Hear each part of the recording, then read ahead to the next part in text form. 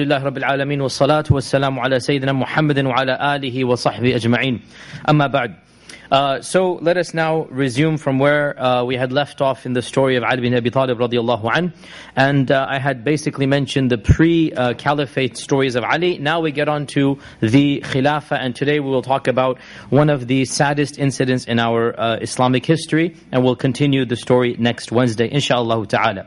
So Uthman radiallahu anh was massacred on a Friday, as we had said.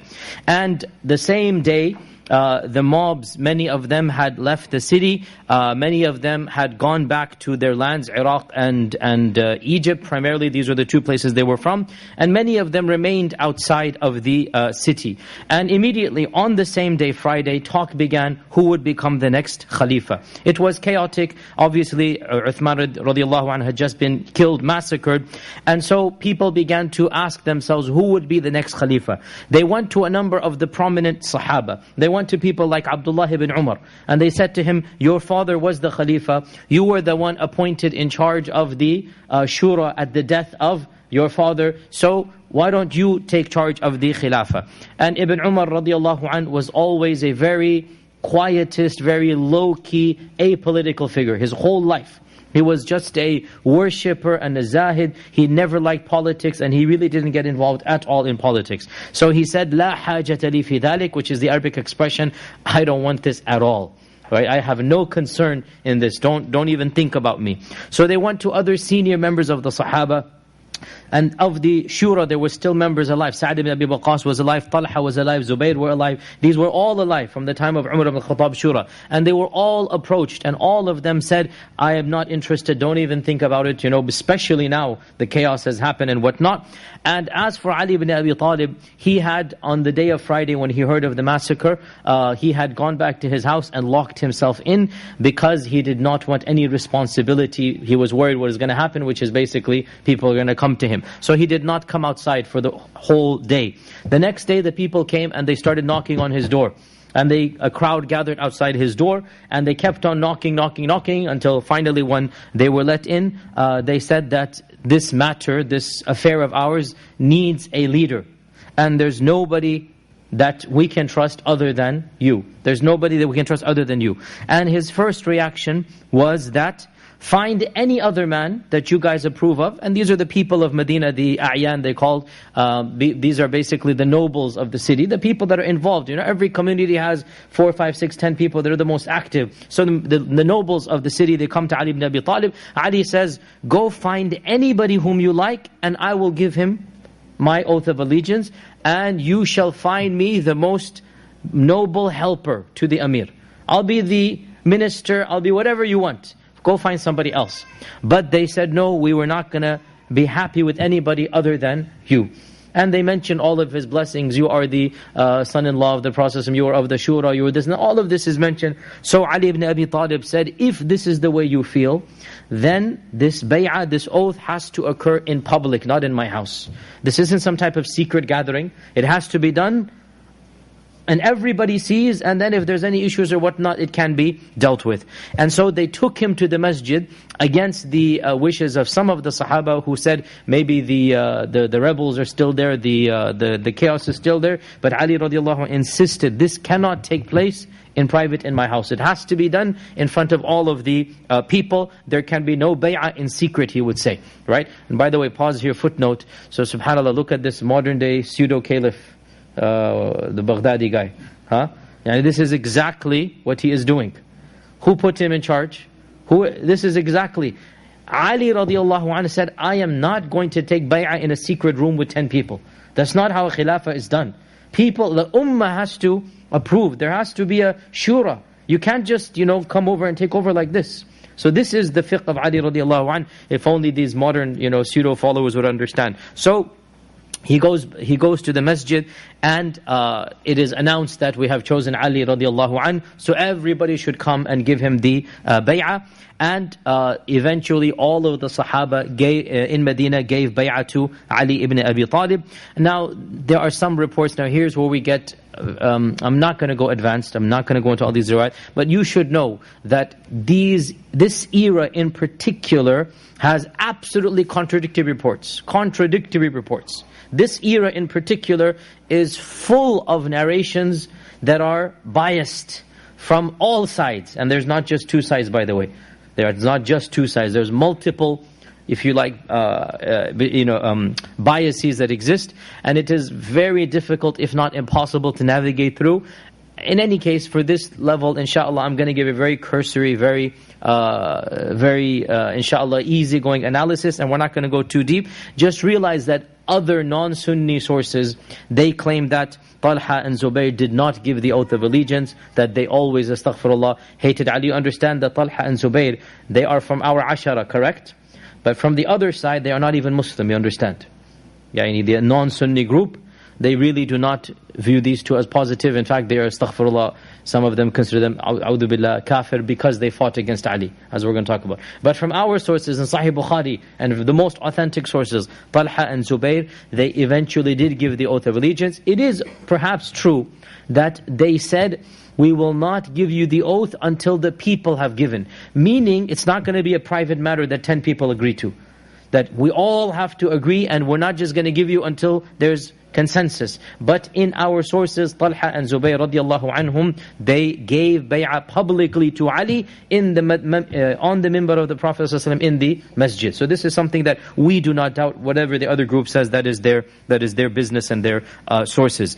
Now, this is when, so Ali radiallahu anh, basically the matter became clear that he is the Khalifa. This is when the divisions began for the very first time. And once again the problem comes, the reports are very, very sparse and they are contradictory.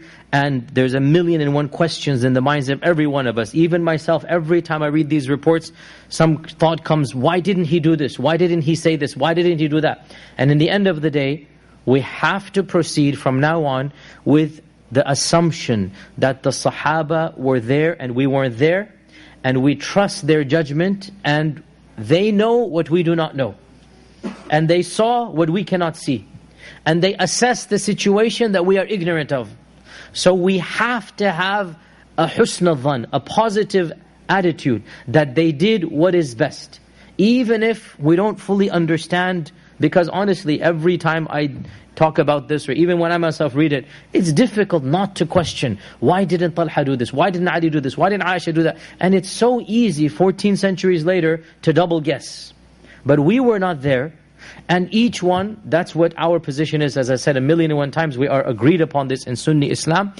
Astaghfirullah, none of them wanted to harm the Ummah or Islam. That's honestly, wallahi, it is illogical even to think this in light of their track record. It is illogical, and it is against our aqeedah, our theology, to think this.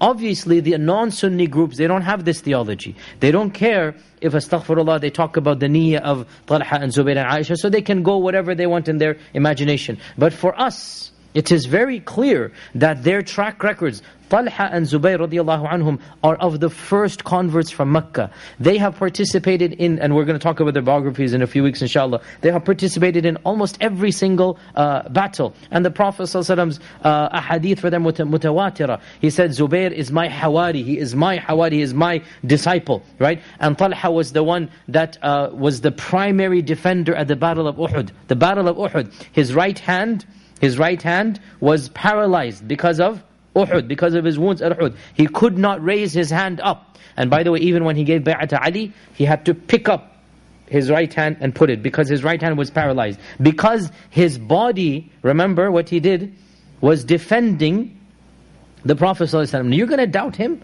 I mean, honestly, wallahi, even just common sense, forget Quran and Sunnah theology, that's Sunni Islam, even common sense and track record, you're now going to assume that, astaghfirullah, they had some bizarre ideas about the Ummah. So we don't believe this. We're not going to, even, in my whole talk, I'm not going to even discuss their version of events. We're not going to discuss it because honestly, and I'm not somebody who is very crude or whatnot, but it is so fanciful, it is so imaginative, that really it's not even worth a dignified response. Just let them say what they're saying, and Allah will deal with them. For us, it is very clear what we believe. Nonetheless, questions do arise, and we have to then say they knew best what they thought was the best way to proceed. So what was the first tension? The first tension that's arisen is very simple. There are still a few thousand of the mobs that had come. Remember, a few, maybe 6,000 people had come to protest against Uthman all the months, remember, that had taken place. They had come from all around after the Hajj. So there's still a few thousand of them. Now, the question arises, now these thousands did not actually kill Uthman. The actual killers of Uthman disappeared into the crowd. And to this day, we do not know their names. To this day, we do not know the names, because the actual 5-10 people who literally unsheathed the sword and did the deed in the house, we really don't know. They just literally did it, and then they fled into these thousands. Now definitely, maybe 30, 40, 50 knew who the 5 were. And maybe another 200 knew the 30 who knew the 5. You know how it goes. You know how it goes in these types of gatherings. So the question arises, what is to be done with these 5,000 people, angry mob that is still in Medina? And this is where the tensions arose. That Ali radiallahu anh thought that if he were to start fighting these 5,000 people, and the fact of the matter is that the bulk of them do not have Uthman's blood on their hands. What was their crime? To be a part of the crowd who protested Uthman radiallahu anh. They didn't actually storm the house. They didn't actually unsheath the sword. But they are, the Arabic term is ghawgha. They are the mobs. This is what the classical Arabic term, the ghawgha is just, they're the mobs. They were still there. So Ali radiallahu anh thought that if he were to fight them, he himself does not have those troops right now, number one. Number two, Islam has not yet seen the civil war. Never has a sword been unsheathed against another Muslim. Remember this, right? Never has actually two Muslim armies fought together, right? And number three, there are interpretations as well that the Emperor of Constantinople, the Roman Emperor, was monitoring this, and he was thinking of launching an attack if the Muslims are engaged in civil war. There's talk like this as well in some of the books. And so, for whatever reason, Ali radiallahu anh decided that it's just not wise to take on these thousands of people right now. It's going to cause more chaos and damage in the long run. And by the way, I mean, even in modern times, by the way, it's very common after a massacre or a civil war, the government says, okay, amnesty for all, because we can't go back and figure out who did what, then everybody's going to be guilty of something. So I just came back from South Africa, and you know, in South Africa there was some brutal apartheid for 50, 60 years. There were massacres, there were riots, there were secret police doing this and killing people and imprisoning whatnot. When Nelson Mandela came to power, one of the things that he did in 1994, he established the Truth and Reconciliation Commission. The Truth and Reconciliation Commission, right? And this was a very wise step, that he made it basically the rule of law that if you came and you confessed your crime and you documented it, essentially you'll be forgiven. Why? Because if he were to start jailing everybody who participated in the government, because this is now, you know, it was legal, like in Nazi Germany as well, the Nuremberg trials and whatnot. It was legal to do what they were doing in apartheid. If he were to go after every policeman, every this, every that, I mean, it would have caused a type of riot and backlash that fragile South Africa would have been eliminated, right? And so at the time he was roundly criticized, Nelson Mandela, he was roundly criticized. But in hindsight, it really was the act of a true leader, because he even forgave his own captors, you know this. Nelson Mandela forgave the very people who signed his, you know, whatever, torture and imprisonment or whatever. He forgave some of them, and he actually met with some of them. This is on YouTube video and whatnot. So, in hindsight, we see this was a true leader, that in order to heal the wounds of South Africa, he had to move on. Now, if this is a modern example that we all understand, right? Then, wallahi, I trust Ali radiallahu anh a million times more than Nelson Mandela. I trust the fiqh of Ali and the long sight of Ali radiallahu anh a million times more than any other person. So maybe he saw some maslahah, that you know what, all of these thousands of people, their crime is guilt by association. And I can't charge them for that crime. I can't fight them for that crime. So I'll just have to basically move on and consolidate the ummah and see what I can. That was his niyyah. Now obviously this did not sit well with many of the senior Sahaba, many of them. not just the one you mentioned, even much more senior than him. And the most senior Sahaba in Medina were Talha and Zubayr. These were the most senior. So within a week or so, they visited Ali radiallahu anh, and they said that, Ya Amir al-Mu'mineen, An al-Waqt, it is now time to deal with the Qatalat Uthman, to deal with the people who killed Uthman. So Ali radiallahu anh said, I've just come, just right now, I just got into the office right now, give me some time. Give me some time, I cannot do anything right now. So they gave him some time, they came again, they said, okay, now it is time.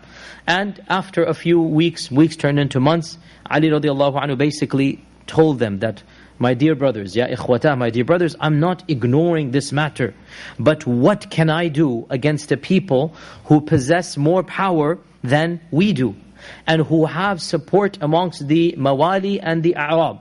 So the people who had complained against Uthman, see, this is the reality of the world, not just in that time, even in our time. It is very easy to rile up the masses. It's very easy to confuse the people. It's very easy when you become vulgar and coarse, like let's say Donald Trump. You can whet up people's appetite and make them angrier than they should be, right? And the intelligent, sane politicians don't do that. So their popularity is not that much, because only intelligent people, and I give you the example again of American politics. Look at some of the more intelligent politicians. Look at Bernie Sanders that we just like. I mean, at whatever you want to say, at least he's much more intelligent than any of the other candidates. But he's not popular. He cannot be popular. Why? Because what is he going to rile up against, right?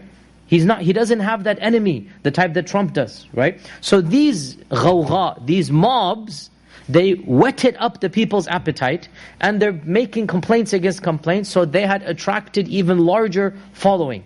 So Ali radiallahu anh said, if I attack them, I become the enemies of even more people than these 5,000. Because they have mass support. So he said, what do you expect me to do? And as for the qatala of Uthman themselves, the actual people, find me who they are, get the witnesses, and I'll be the first to do it. So Ali radiallahu anhu is not talking about the actual murderers. Of course, everybody's in agreement that the actual murderers should be executed. But who knows who they are? We still don't know to this day. Who knows where they went and disappeared?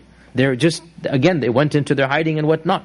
And so this tension continued to increase, that the inactivity of Ali radiallahu anhu for a wisdom that he saw became a cause of frustration, human nature, amongst other of the Sahaba who loved Uthman radiallahu anhu. Everybody loved Uthman, Ali loved Uthman, we mentioned. But they felt that Ali radiallahu anhu was not doing enough. And as the weeks turned into months, 4 months went by.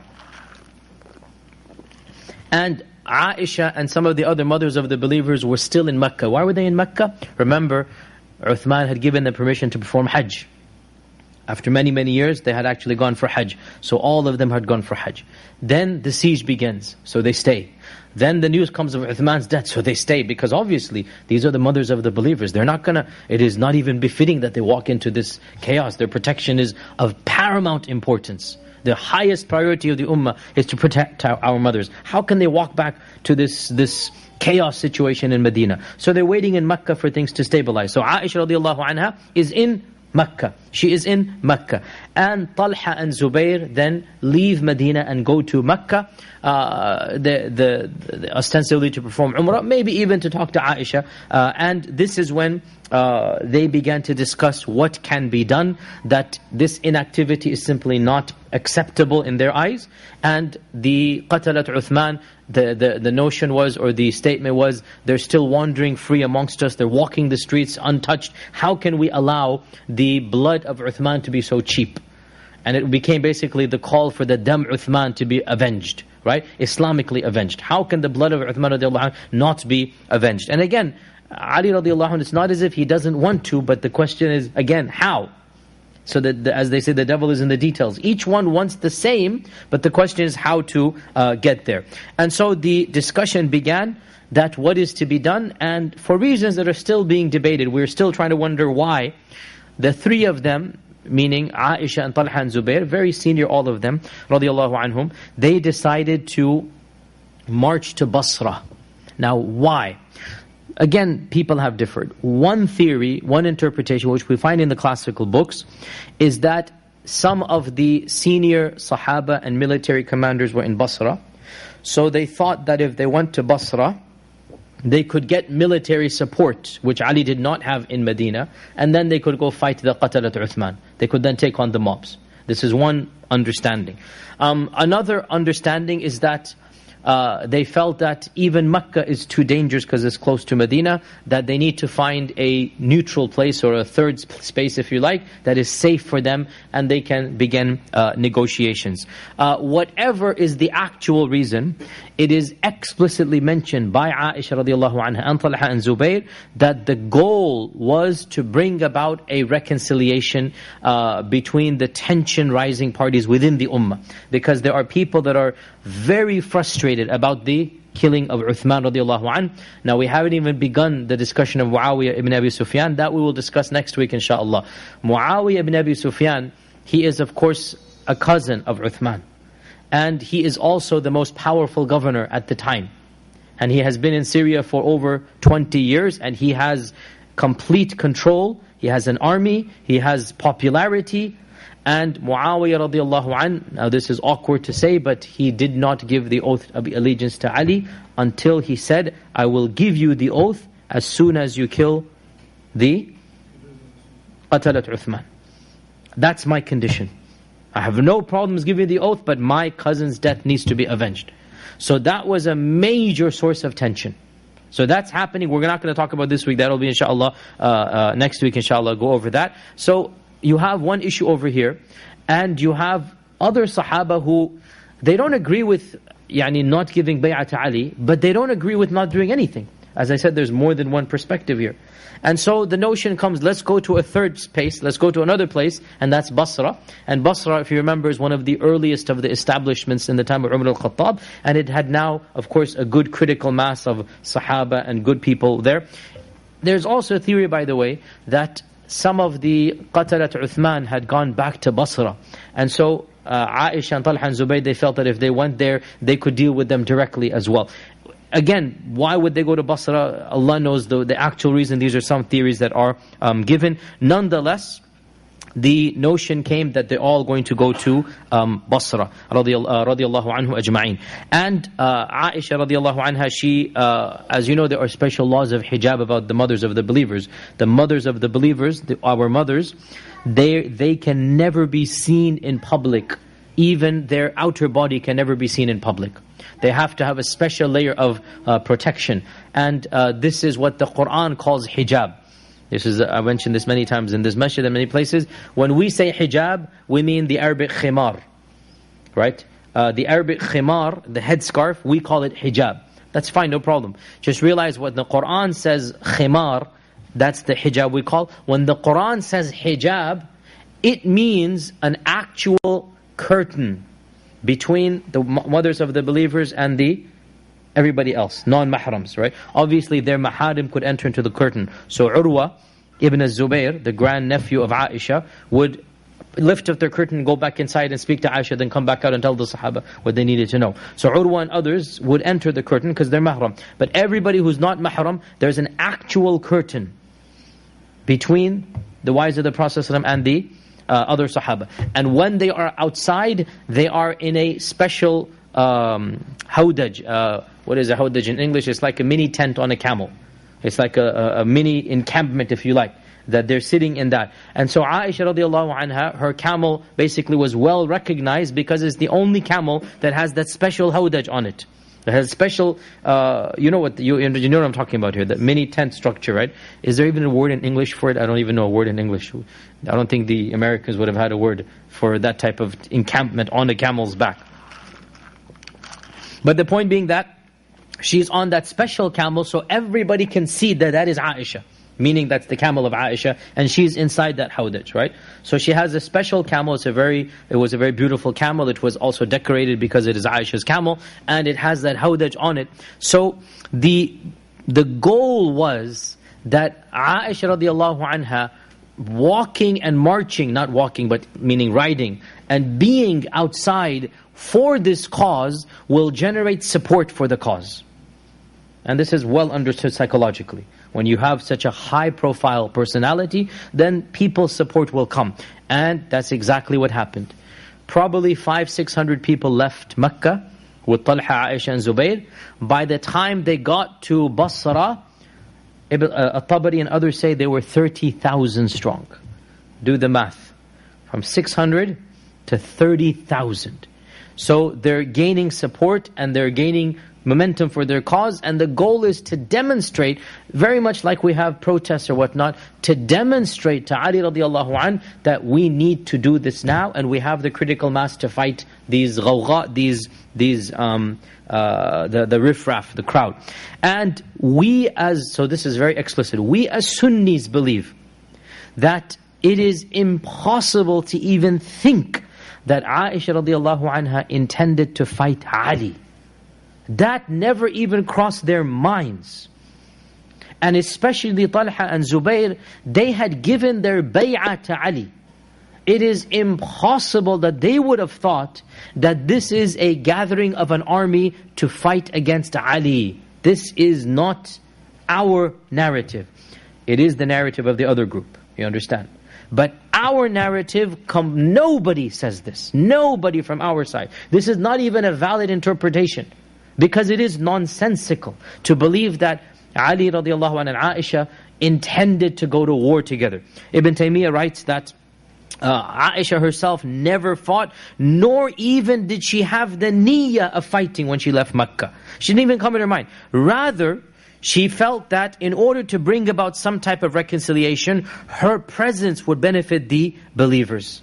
But later on, this is Ibn Taymiyyah, but later on, she realized that if she had remained and not done that, it would have been better. And every time she recalled the incident of the camel, she would cry until her khimar, her scarf, would become wet. And the same applies for the rest of the Sahaba, Talha and Zubayr and Ali. None of them intended for the day of the camel to become a battle. But fighting broke out in the ranks without their choice. And this is the position of Al-Dhahabi and Ibn Kathir, and basically every Sunni scholar. The only difference of opinion is from the other side, and frankly, we're not interested in their narrative, especially at this level of our lecture. So Aisha radiallahu anha, she begins to march in the Hawdaj, and slowly but surely as they're going through, everybody hears of the cause, more and more people join. We need the vengeance for the dam of Uthman. We want to bring about the killers of Uthman and call them to justice.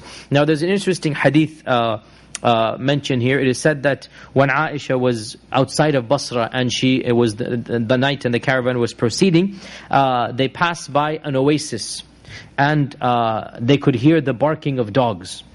So Aisha said, "What oasis is this?"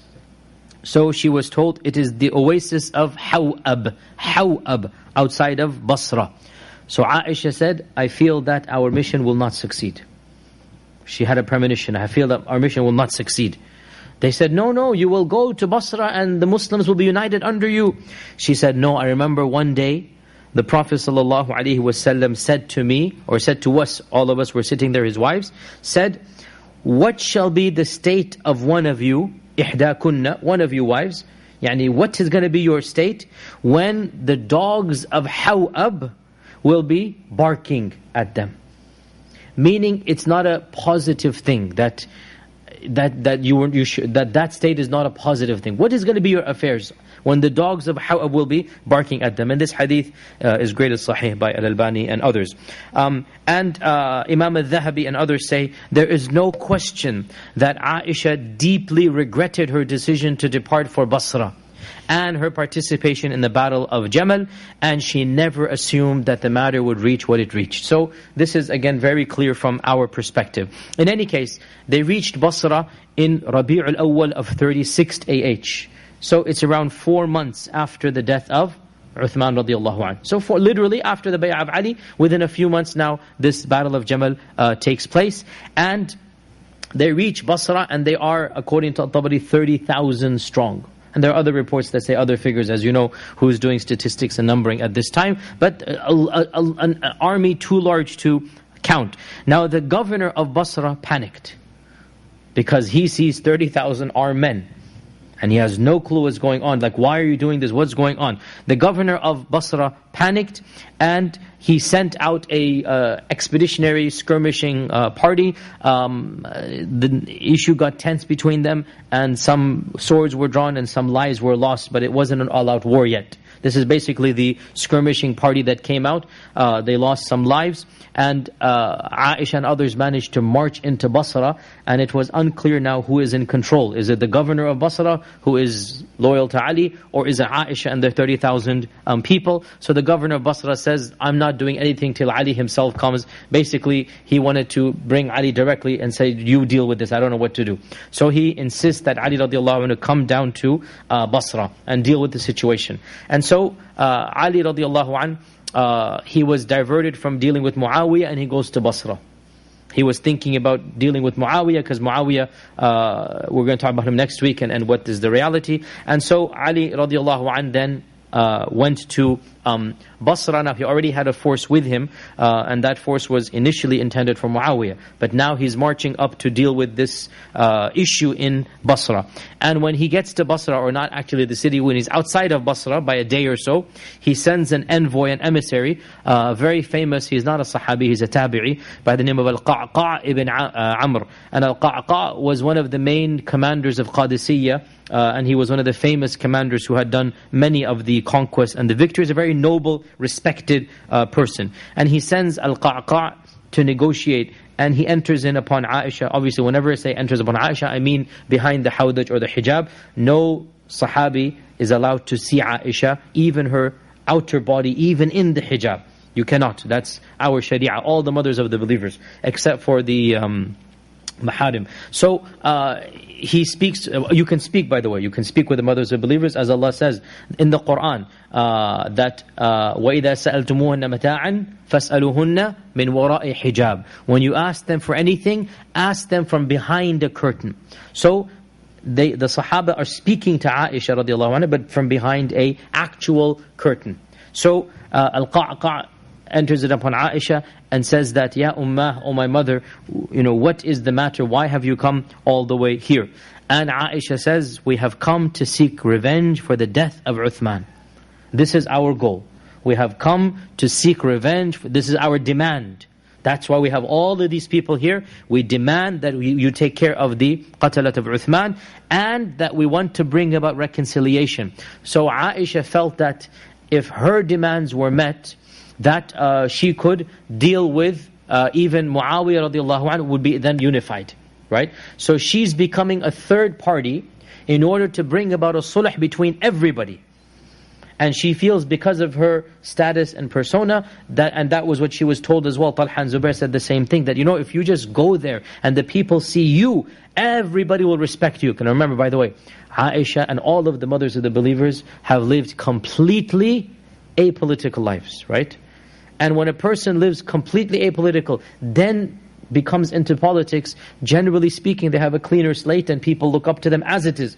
What do you think of Aisha? And she is our mother, and she is the beloved of the Prophet ﷺ. How much respect would she have? So this was the point, that look, for 35 years, you have been living a life of ibadah and zuhd and cut off. Now people will see you, it will remind them, it will bring back your status, your hayba, your maqam. It will bring back the people. That was the goal that Aisha had, to bring about sulh between all of these parties. So Qa'qa' then demanded to see Talha and Zubair. They also came. So Talha, Zubair, Aisha and Qa'qa', they're all over there discussing. And for 3 days, the emissary goes back and forth with the demands, back and forth, whatnot. And finally, a compromise is actually reached.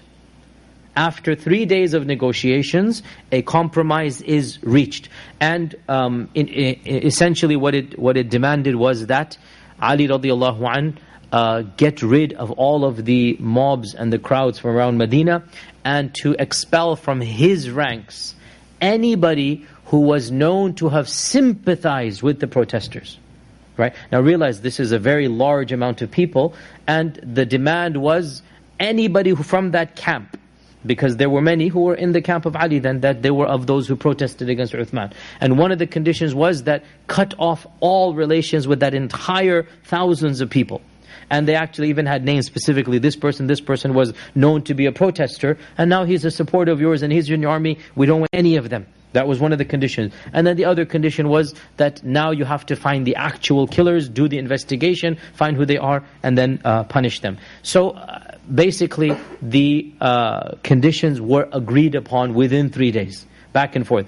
Ali radiallahu anh is a day's away outside of Basra, basically half a day outside of Basra, and Aisha is inside of Basra.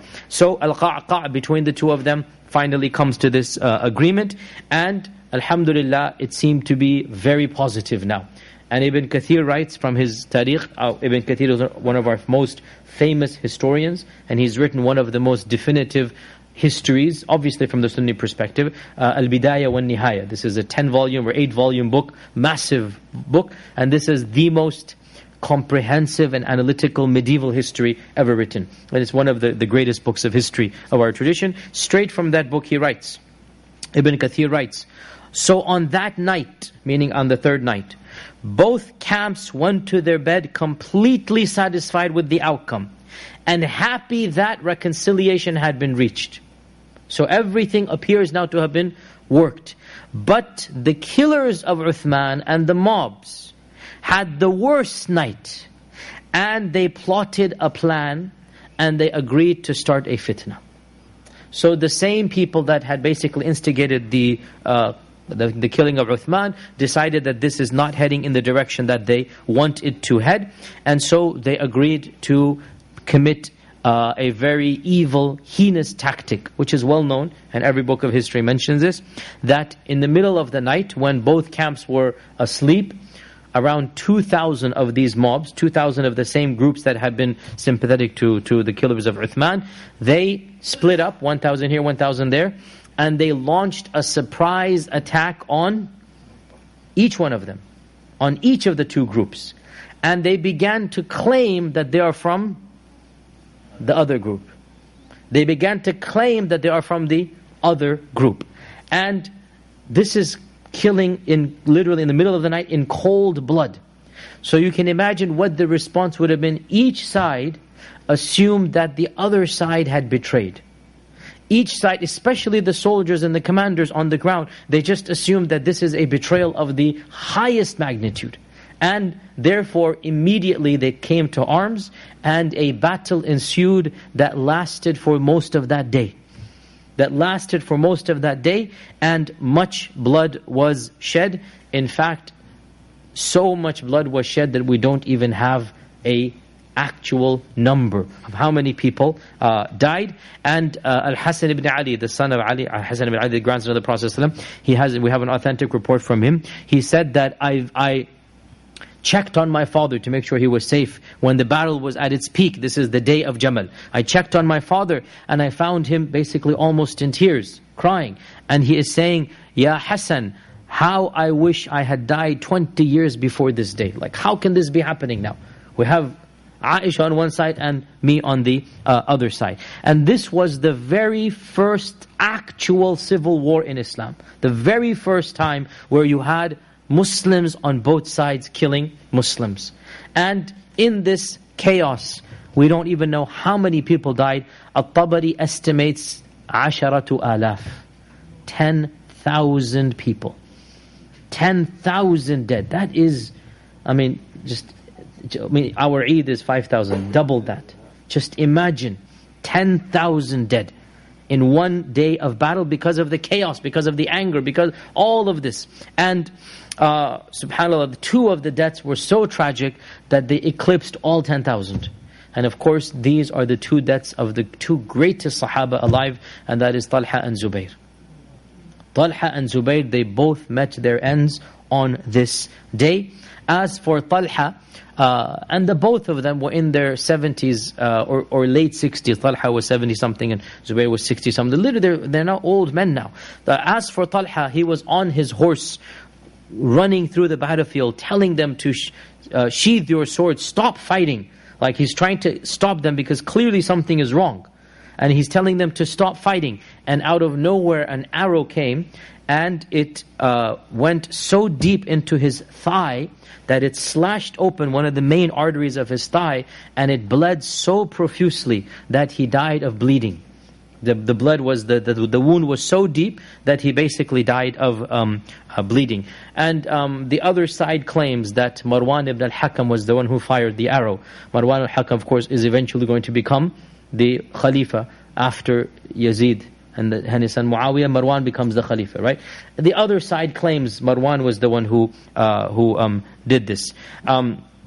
But that doesn't make any sense, and Allah knows. Ibn Kathir says that people say this, but this is not true. We don't know who killed him. It was just an arrow that was shot, and it came out. And when Ali radiallahu anhu eventually found the body of Talha, he held it up with his own hands, and he wiped the dust from the face of Talha. And he said, to Allah, I complain of my situation. How I wish I had died before this day. Like, how can I see this, happening in front of my eyes? And as for Az-Zubayr, reports differ.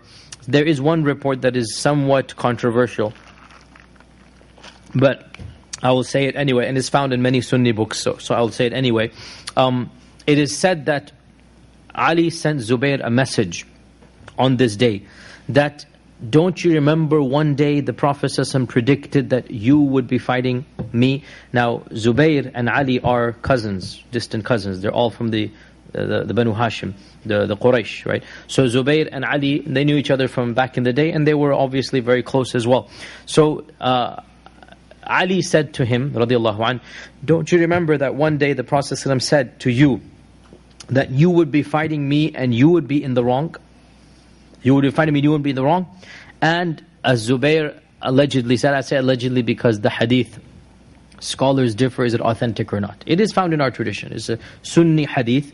Whether it's authentic or not is the question. Some ulama say it's da'if, some say it's hasan. It's basically in that grey area.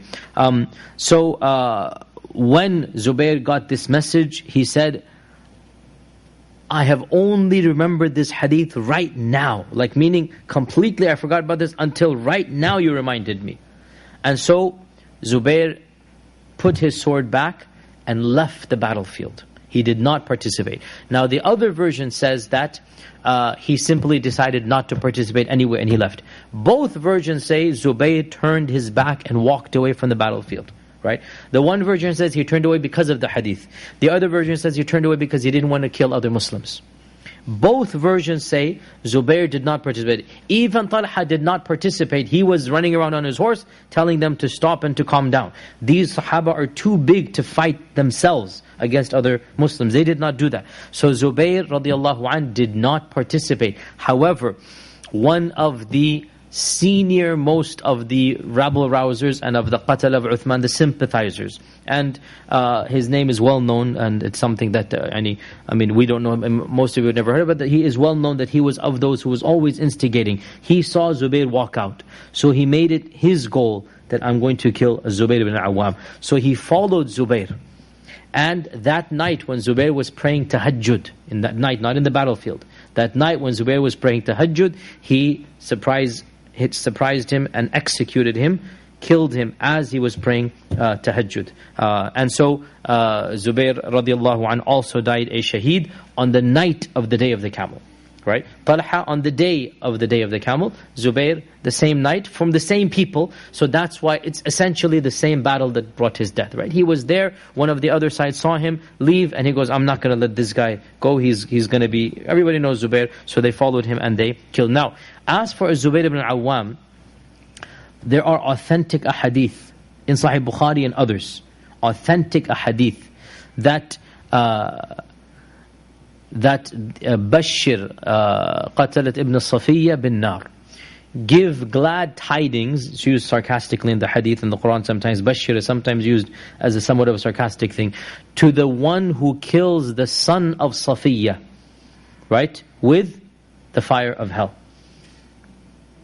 Give glad tidings to the one who kills the son of Safiya with the fire of hell. So when Ali heard of this, that Zubayr has been killed, he said, go give glad tidings to the killer that he shall be in Jahannam. Go give glad tidings to the killer that the one who killed him will be in Jahannam. So Ali radiallahu anhu managed to basically quell the battle, and he announced amongst his troops that no more killing. Anybody who flees shall be unharmed. Anybody who does not fight shall be unharmed. Anybody who is in a house shall be unharmed. Anybody who walks without weapons shall be unharmed. Meaning, don't kill anybody unless they are attacking you.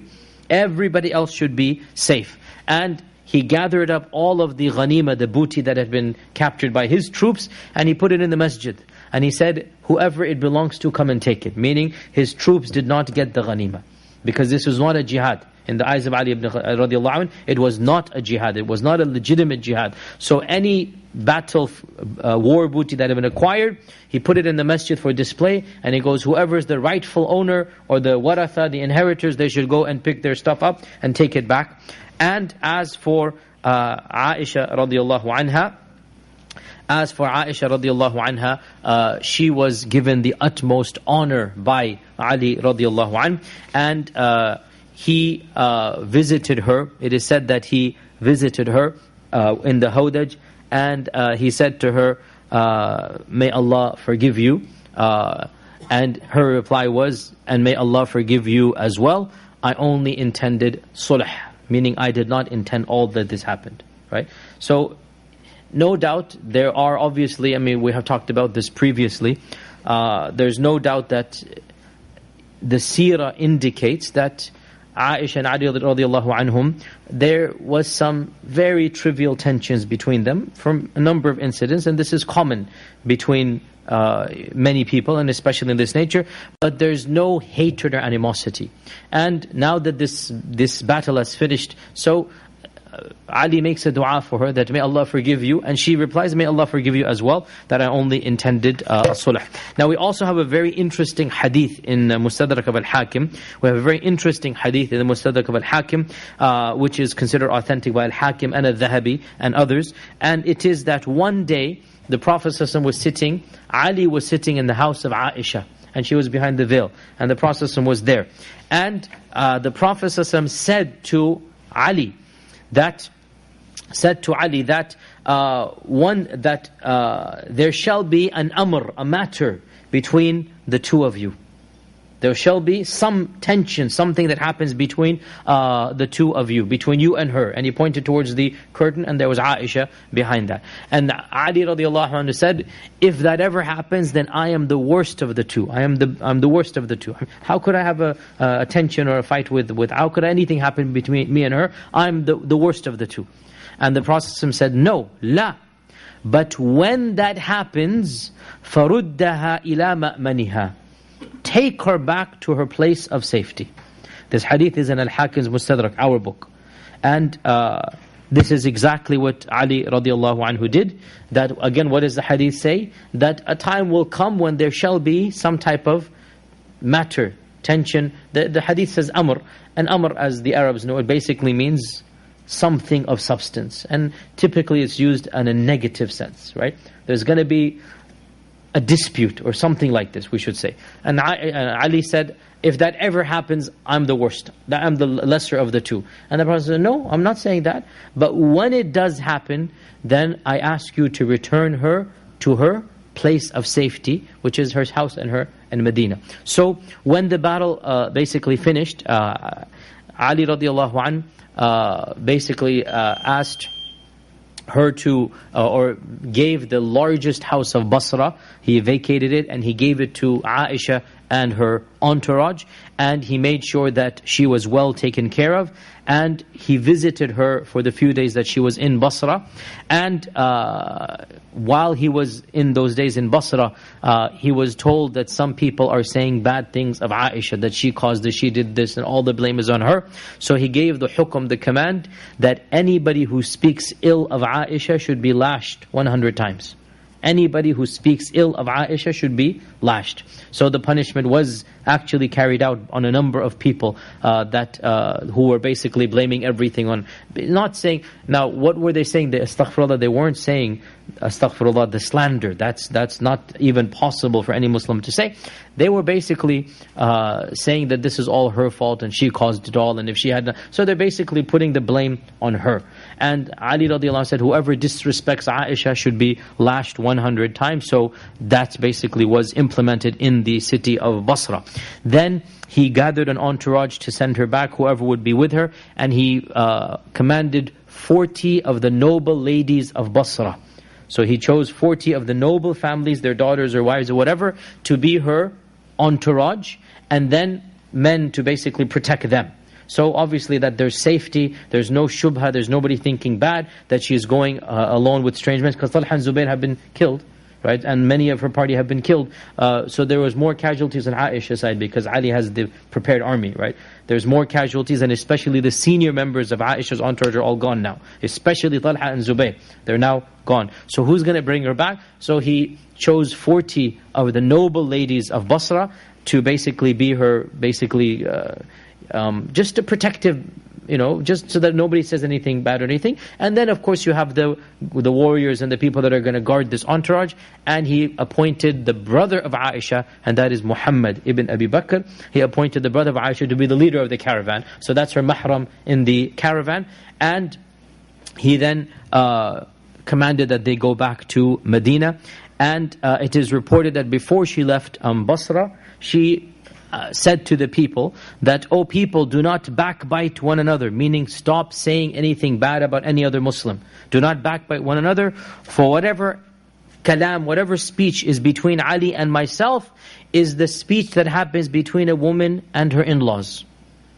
And he is of the Salihin. And this is the Sunni perspective on the whole issue, which is the middle path, by the way. A lot of modern Sunni historians, they try to sugarcoat and they want to say there was nothing. And to me it is very obvious that there were some tensions between the two. And so what if they were? So what? It is human nature to have these types of tensions. And look at the fiqh of Aisha. Look at her maturity. That she says, every family has tensions with the in-laws. This is human nature. And Ali is my in-law, isn't he? Right? He's the brother-in-law almost. Is like basically a type of in-law to me. And so yes, we've had issues just like everybody has with the in-laws, but he is of the Salihin. I'm not doubting his iman, I'm not doubting he's not, astaghfirullah, a bad person. He is of the Salihin. And when this reached Ali radiallahu anh, he said, and this is well known, mutawatir from Ali, this statement is mutawatir. He said, "Sadaqat, she has spoken the truth. فَوَاللَّهِ, I swear by Allah, إِنَّهَا لَزَوْجَةُ نَبِيِّكُمْ فِي الدُّنْيَا وَالْآخِرَةِ." The woman here, this lady, she is the wife of your Prophet in this dunya and in the akhirah. How can you say anything bad about her? Right? She has spoken the truth, that look, anything that happened between us is just minor tension. It wasn't meant to be anything more than this. It's just kalam that happens between in-laws all the time. We're not doubting each other's iman or character or anything. And this is as I said, the unanimously agreed upon Sunni narrative. And in fact, in some books of history it is mentioned that he accompanied the caravan outside the city, and then he commanded Hassan and Hussein to walk the rest of the day with the caravan as an honor to the caravan, that this has Aisha in it. And then of course they came back and the caravan continued on to Medina. And it is narrated in Ibn Abi Shaybah and many other books of hadith, and Ibn Taymiyyah mentions this narration. I mentioned that whenever Aisha used to talk about the battle of the camel, it is called, of course, I forgot to mention the most obvious thing. Why is it called the battle of the camel? Because Aisha's camel was one of the most prominent icons of the whole battle. Right? Aisha's camel was a central piece, and people were protecting it, and so that's like in the center of the battlefield. In fact, the camel itself was injured because of an arrow that came in. So that's very dangerous. Imagine when Allah protected our mother, but just imagine the camel itself is injured because an arrow is coming. So our mother's on that camel. But it was called the Battle of the Camel because of the prominence of Aisha's camel, because of the central role. Typically, you don't find a woman's camel on the battlefield, do you? You don't find the Hawdaj. So because it was there, it's called the Battle of the Camel. And anytime Aisha remembered the Battle of the Camel and talked about it, she would begin to cry until her khimar would become wet with her tears. And she regretted doing this because it unintentionally led to what it led to. It was not in the knee of anybody, but obviously if that had not happened, if she had not gone, then that would not have developed into this reality. Unfortunately, this was the first of a much worse battle that's going to take place. This was the first of 2 civil wars. This one was fully unintentional. The same cannot be said so easily of the second one. The second one is a little bit more complicated, and clearly both sides were armed to fight. And what exactly happened and how and whatnot, we'll talk about inshallah next Wednesday. But this battle is a bit easier to discuss because we can clearly say, and this, as I said, is the clear narrative, neither side actually wanted a physical combat with the other. Aisha radiallahu anha felt that her presence and her rallying call was like a mass protest, and it would bring about a tipping point that Ali would understand radiallahu anhu that we have to do this. And in fact, it did work to a certain extent. It did work in that Ali radiallahu anhu agreed to these demands, and he goes, okay, we're going to get rid of all of these people, and the next order of duty will be to hunt down the killers of Uthman. But now obviously this massacre, 10,000 people, it made it even more tense in the Muslim world at the time, and unfortunately this led to the greatest disaster of the first 40 years of Islam, and that is the Battle of Siffin between Muawiyah radiallahu anh and Ali radiallahu anh, and that will be inshallah next Wednesday. One final point, obviously the other side, non-Sunni side, is extremely clear in its verdict on Aisha radiallahu anha and Talha and Zubayr, and from their perspective this makes these three in particular figures that are maybe even outside the fold of Islam. And for us to accuse Aisha of this is just as worse of a blasphemy as what they are doing. So for us, we are very clear to accuse Aisha radiallahu anha in particular of something. I mean, this is really, anybody who says this or believes this, we have to doubt this person's iman, because Aisha is too high of a maqam. And from our perspective, everybody who participated, especially in the Battle of the Camel, there is no question, nobody wanted blood. It was not even the intended goal. Obviously from their side, you should just know it. It was planned from day one. The Battle of the Camel was planned as a battle.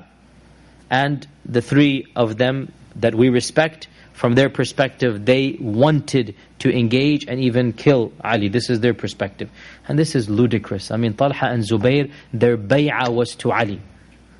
I mean, it's impossible. They did not say, we no longer give bay'ah to Ali. They didn't break their bay'ah. They didn't join Muawiyah. They're simply saying, we disagree with the delay and we want to have Qatl Uthman taken care of right now. And in any case, inshallah, we come to the end of the Battle of the Jamal. Inshallah, next Wednesday we will do the Battle of Siffin, inshallah. Any quick questions that I'm going to try to evade as much as possible and just gloss over, because it's best not to go too deep. But Bismillah. This is the question, told me something you didn't even touch upon, that you may tell us. There was apparently an army coming in to save Abu Uthman from Muawiyah's side, apparently, that's what I've read. And this will come up down the line again as to why it did not show up when apparently he knew this was happening. Did you come across in the reading of such an army, and what was the reason it did not show up to protect Abu Uthman as well? This is one of these far-fetched theories that doesn't seem to make any sense whatsoever. Uthman radiallahu anh, the actual siege lasted between 20 to 25 days. Okay? And it only got extremely bad maybe the last week when they cut off food and water from him. So from Medina to Damascus, minimum 2 weeks travel. So you do the math. So this was all a quick event, or this had been a simmering complaint against Abu Uthman? No. So the complaints are going on for years, but the mobs gathered after Hajj somewhat spontaneously, right? So the assumption that Muawiyah radiallahu anh knew this and he has an army coming to attack, it's one of these far-fetched theories that doesn't have any legitimate basis to it. Okay. Inshallah, we'll pause here, inshallah, then resume next Wednesday. Assalamu alaikum wa rahmatullah.